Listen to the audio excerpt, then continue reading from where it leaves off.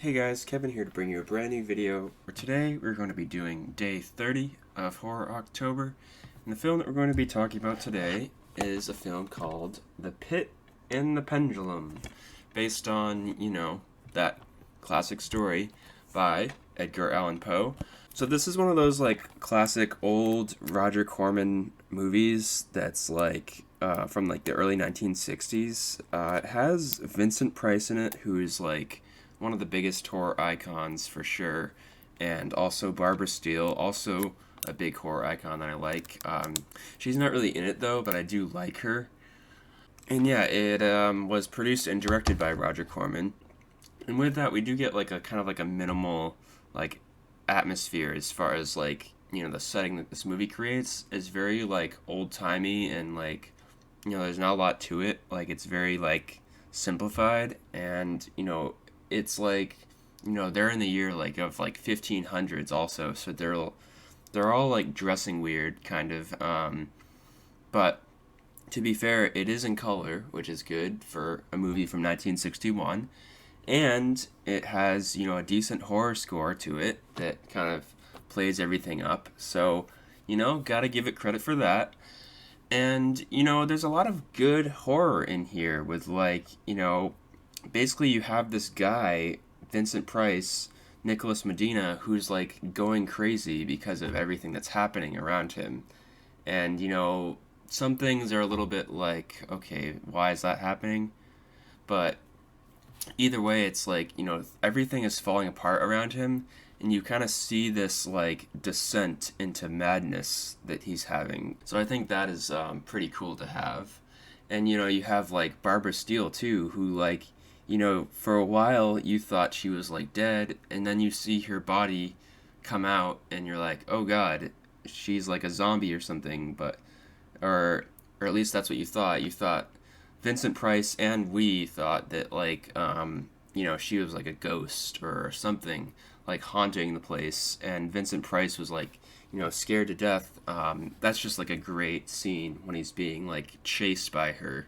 But where this movie falters really is the fact that they had to do this these weird twists to the movie, because you're led to believe that this person was killed because she was tortured or whatever and died of shock. There's this whole history of their father doing torture stuff and being a really messed up person and doing all these things and actually killing people, and yet they want to play this prank that, oh, she died as a result of that, but in the end they're just messing with him just to rile him up or whatever. But that in turn causes him to go crazy and want to do all these things to these people. So it's just a little bit too clever for its own good, in my opinion. There's too many twists to it, because you're led to believe one thing, then you're led to believe another thing, and then another thing. It's just okay, I get it. You're trying to be smart with your movie and throw me off, but stop. It's enough is enough with these twists. It's just a prank, bro. It's just a prank. You thought she was dead, but she wasn't, and then and yeah, for a while they were trying to figure out why she died. So you're led to believe that she's definitely not alive, because they're trying to figure out the cause of death. So they're trying to figure out, well, looks like she was buried alive. That's the first big twist, because they find this tomb and they find a body inside the tomb that looked horrified. So it looked like she was buried alive, and then they find out she's not dead at all. So it's just what?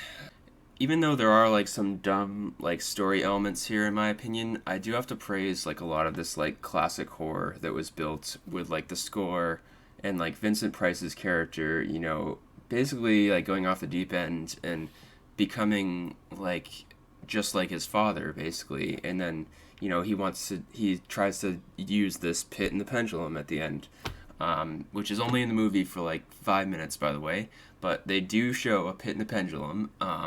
So he's trying to use that to kill someone, and yeah, he's hallucinating. He's just he's going crazy, And with that, I think this is a great performance from Vincent Price. I think he's really good in this.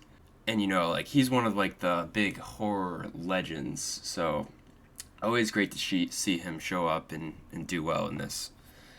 But yeah, this is a decently fun movie. It wasn't too hard to get through, really. The set design, I mean, I know the story is set in like old times, so like, that's what it's gonna look like. But like, just like the way it looks isn't the most appealing, and these story developments are just like sometimes like really eye rolling. But there's a lot of like classic horror in here that I feel like if you're a fan of like horror movies and like older horror movies, then you can like appreciate a lot of the stuff in here. So yeah, I'm going to give this movie an 8.1 out of 10. So yeah, hope you guys have enjoyed the video. Make sure to leave a like if you have, and I'll see you in the next one.